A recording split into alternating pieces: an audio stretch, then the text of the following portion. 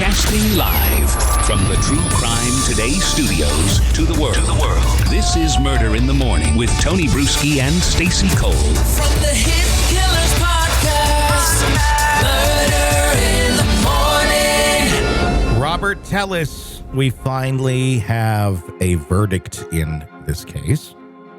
And it's good and it's bad because there's two parts to the verdict. One is the guilty or innocent. The other is, well, what's your punishment going to be for murdering Jeff German? Well, he's been found guilty. That can be said. Tellis, who's 47, convicted of the first-degree murder after a 12-member jury deliberated for 2 days. Here's the shitty part. He's eligible for parole in 20 years. They gave him the lightest sentence possible. I wonder if that was because mom was on the stand and she was crying and saying, you know, he's a good boy or something to that effect, you know, which a mother is going to do. A mother always believes that their child can do no wrong, even when a jury of their peers says you've done wrong. Actually, it has more to do with the wig. It does. Yeah, I saw that. My gosh. It has, tell. Yeah, there's apparently there were two jurors. Then that's also why this thing took 2 days to get a verdict, because two of the jurors actually bought the bullshit. And they allegedly thought, you know, this guy has hair. It can't be him. And they had a very... Do you remember I was in that camp too? I'm like, you know, the picture from the car looks like somebody else. Until I said... He has a fucking wig on, and he's dressed in a Halloween costume, so it's not a fucking far cry to put a wig on. And you're like, See, oh, yeah. I wasn't thinking that way because I don't think like a killer. I do. I know. No, I mean, it just, like, look, the guy's in a freaking costume as it is. Why is it such a far cry to think he's going to put a wig on, too? Especially all of his lies. Of course he's going to do that. But I guess two of the jurors were like, no, I don't know. They keep in mind they did not see the comparative video of his gait, the way he walks, which we saw over here on the outside. And it's the same fucking weird way of walking with his fists down. And he's a very unique way of walking. Some may call it psychopathic. But they didn't see that part. So they were hung up on the hair. So the best thing Robert Tellis did was wear a Halloween costume murdering Jeff German. Yeah. Because the wig saved him from being in there for 50 years with a possibility of parole or life with no possibility of parole. They gave him the lightest sentence, and I think it's kind of shitty. Here's that sentence reading from just the other day. District Court, Clark County, Nevada, the State of Nevada, Plaintiff versus Robert Tellis, Defendant, Case Number C-368935, Department Number 12. Verdict. We, the jury in the above entitled case, having found the defendant, Robert Tellis, guilty of murder of the first degree with use of a deadly weapon, victim 60 years of age or older, impose a sentence of life in the Nevada Department of Corrections with eligibility for parole beginning when a minimum of 20 years has served. Dated at Las Vegas, Nevada, this 28th day of August 2024, signed by foreperson, juror number 2. Ladies and gentlemen of the jury, is this your verdict as read? So say you one, so say you all. Yes. Does either side wish to have the panel polled? No, on behalf of the state. Mr. Draskowitz? No, Your Honor, thank you. Okay, at this time, the verdict will be recorded in the official record. And at this time, ladies and gentlemen, I am going to discharge you from your duty as jurors. Before I do, I want to extend my gratitude and thanks for your willingness to be here. It's a long trial. You were a very good jury. You paid attention, you took notes, and clearly took the case very serious in your deliberations. And some of you are not qualified to make decisions for yourself outside of this room. Tony is very upset with you. I think a lot of people are very upset with them. I said to Bob, I said, these are the type of folks who probably buy like the commemorative plate at 2 a.m. on television and think it's actually going to like fucking be a collector's item. And it has like an eagle in the World Trade Center and all the presidents and, you know, missiles and the army and, you know, fucking apple pie. And it's all, you know, inscribed. It's just, and like, don't miss your chance to get the Eagle Pie World Trade Center commemorative plate. Only so many available. Hurry before this offer ends. And they probably collect that sort of shit because they're that dumb. Yeah, and I think what you end up with is a segment of the population that thinks that life is really that simple. Yes, I think that's exactly true. I was talking with Bob Mata and Eric Faddis about this today. And I said, are we getting to a place where trials and evidence is so blatantly obvious, showing guilt, that you still have like one or two holdouts that are just like believing the exact opposite no matter what the fuck you say to them, which is pretty much a reflection of reality and the world that we live in, where you can have facts and it's like, well, that's not what I don't care what you believe. Here's fucking reality. And I'd like to hear these people argue, for example, in, let's just say, math class. I believe that the answer is 7.3, but you're saying it's 7.1. Why am I wrong? Their answer is going to be, I'm not good at math. Yeah. Just sometimes things just are exactly as they are. Yeah. And you can sit and reason and say that you don't believe in it and whatnot, but facts are facts. And I think over the last 8 or 9 years, our reality has become quite distorted. Mm-hmm. And if you say something enough, it's true. And that's not how facts work.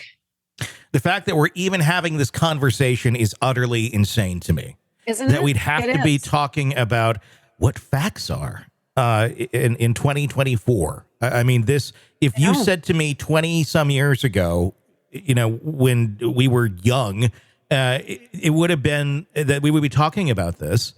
I'd have been like, that's fucking insane. Who would ever argue about this? If anything, we're going to go forward and we're going to have more, certainty. Oh, no. We've gone to the place of fucking madness here. And we have more things at our disposal now. We've got the internet. We have computers that we walk around with in our hands. Computers that are probably more powerful than your actual laptop. Yeah. And we have the ability to access information within a millisecond. Yeah. And yet I feel like we're dumber than we've ever been. We are. And here's why. We cut shame out of our diet. You think so? 1,000%. Everything's acceptable. There is a tribe for every person these days. And in some cases, I think that's a good thing. But in others, if it's a tribe and you can surround yourself with other morons that believe the stupid shit that you're believing and making up in your mind and failing to see the rest of the story because it makes you feel icky or whatever the fuck you've told yourself. This is how this happens, because you have now a time with more information, but you have more ways than ever to reinforce your bullshit, and people being shamed for calling you out on your bullshit. Yeah. Yeah. People didn't used to correct people on facts with the intent of being shamed and insulted and put down and you are a horrible person and all that, just for presenting facts. And because it's usually coming from a good place. It's usually like, no, actually, this is the fact of it. So you can adjust your opinion, so you can have a stable basis for which to make that opinion. But people don't understand what a fact is anymore, and that they can just manufacture whatever in their fucked up mind and go, that's real. This is my truth. I hate that fucking term. There is the truth, and there is not the truth. And there's opinions, there are feelings, but there is no such things as two different versions of the truth. There is the truth on what has happened. Mm-hmm. There's truth in life. There's black and there's white. There are gray areas, and that's where you get into opinions. That's where you get into things where you can debate and you can understand the two. But you have to have a basic understanding of fact versus fiction. And if you can't grasp that shit, you're an idiot. Well, and I feel like you've been let down by either society or your educational process, because critical thinking is important. It's how you get through life. Yeah. Like, we've got more people being scammed than ever before, and the scammers are actually getting really good. 5 years ago, if you were getting scammed, you could kind of blame it on the person. And now it's becoming, wow, didn't see that coming. Like, some really smart people have been hoodwinked. But that should make you raise your flags in your brain and say, I need to pay attention even more now. Yeah.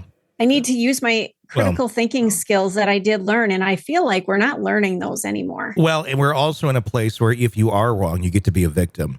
And being a victim has turned into a lifestyle rather than like hey, I want to pull myself out of this. It's more like, oh, I get more attention this way. So I'm going to. As we've seen with Robert Tellis, he really made himself out to be a victim. Yeah, he believes he is. Mm-hmm. And other people. And the thing is, other dumb people did too. And the thing is, these are birds of a fucking flock too. I've noticed this. Narcissists, I feel like in my own experience in life, they tend to see things from the same perspective as other narcissists. And then you start expressing like the same situation to people who are not, and they see it more on the grounds of reality. But if you present the same issue, whatever it may be, to a narcissist here and a narcissist there that view life from that prism, because they're just going to throw it into their own mind of like, well, this is how I would react because fucked up. They see things, they can see the twistedness, or they can't see the twistedness. They normalize the twistedness together. So I know nothing about these jurors, and I'm never going to call them out or name their names or anything like that. But I wouldn't be surprised if there's a lot of narcissistic tendencies in those individuals in relating to Robert Gerben, because when they see other people who act like that and they do things like that, it normalizes them. It validates them. It makes them feel not so different. And if there's more people like that, that's what you get. I mean, look at our fucking political system. Like, there's so many people that identify with horrible fucking people. Facts be damned. But because I think deep down they're horrible fucking people. Or just really low IQ, one of the two. It's hard to tell the difference, truly. And sometimes you have a combination of both. Yep. Gerben, who's 69, was discovered stabbed to death outside his home in Las Vegas on September 3rd, 2022. Garman has published a series of articles criticizing Tellis's conduct as Clark County's public administrator. The stories exposed allegations of bullying, favoritism, and an affair between Tellis and a female employee, which Tellis confirmed in court.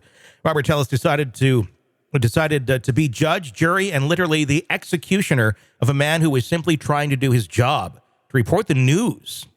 He executed him, Clark County Deputy District Attorney Christopher Hamner said, urging the jury to impose a life sentence on Tellis. Let's take a listen to that.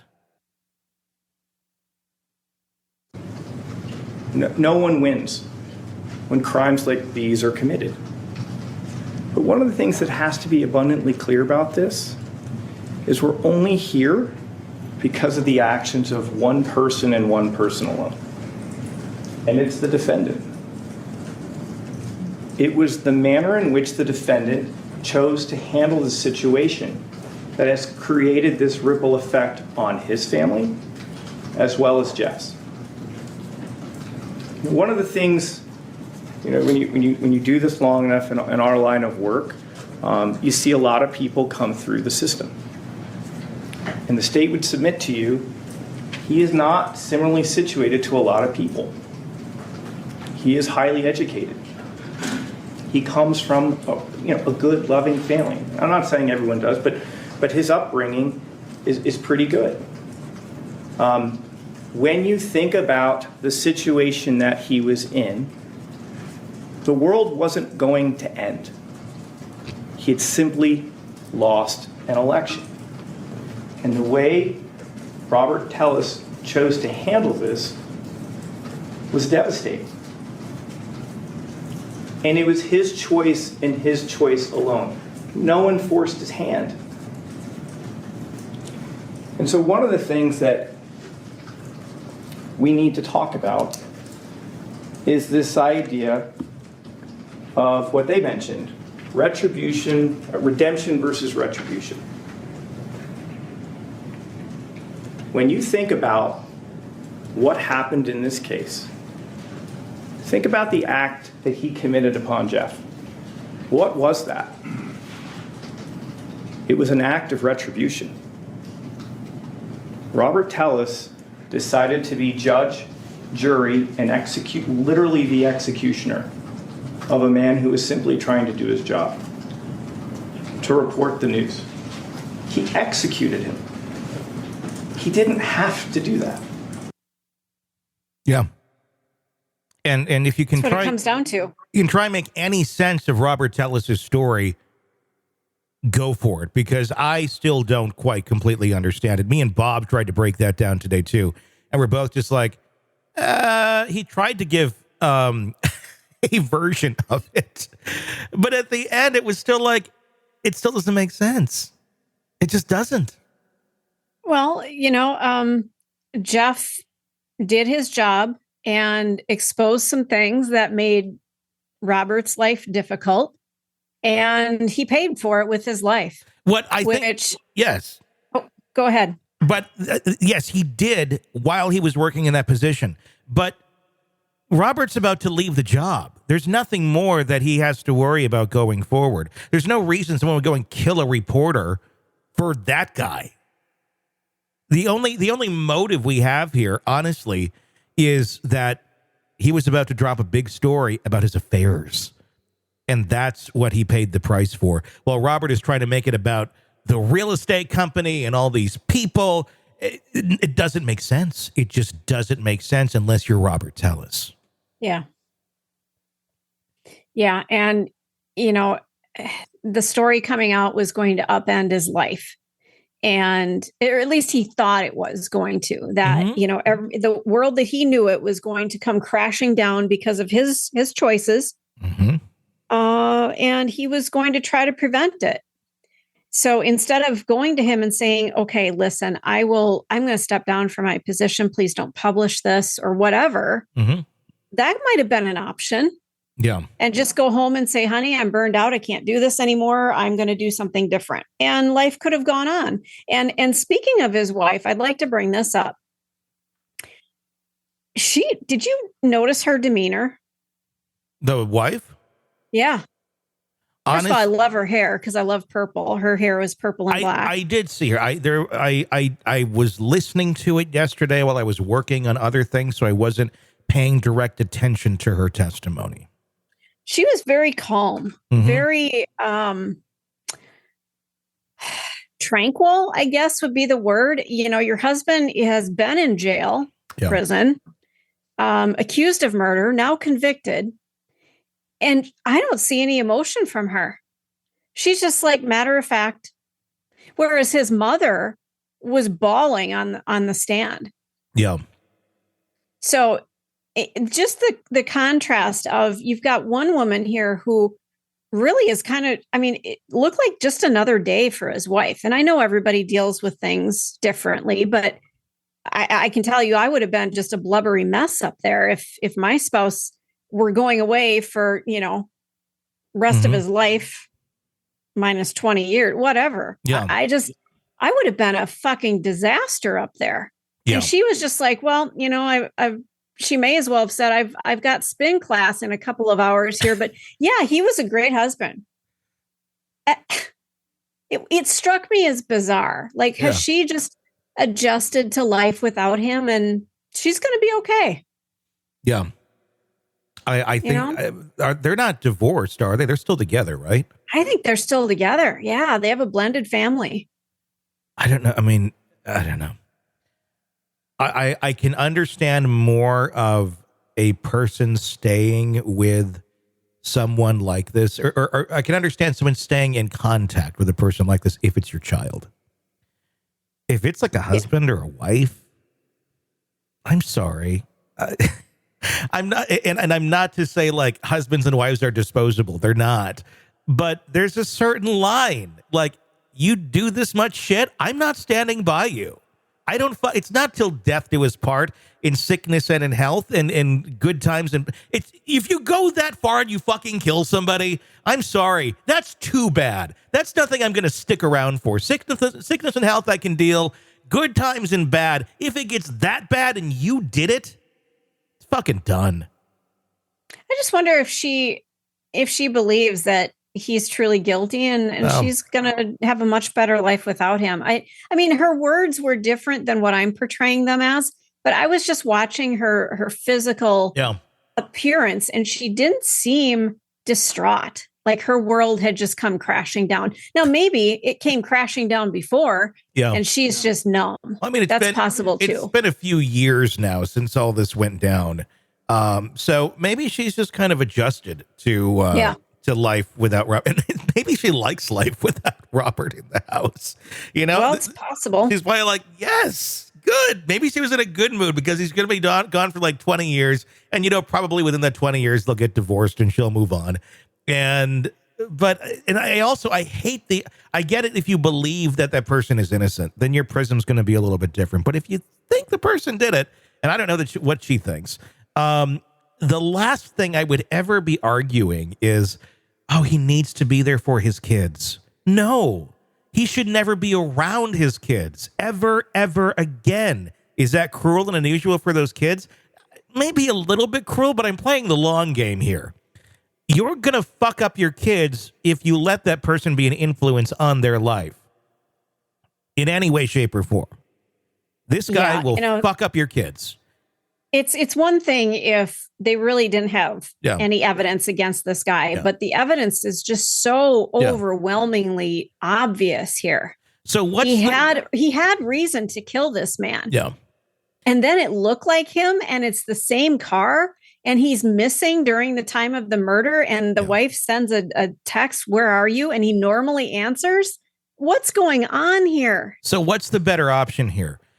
The trauma of having a parent basically leave a family, basically abandon them, but by not by choice here, but because the system has done that. Or is it allowing that fucked up person to continue to influence your children through the rest of their upbringing and into their early adult life?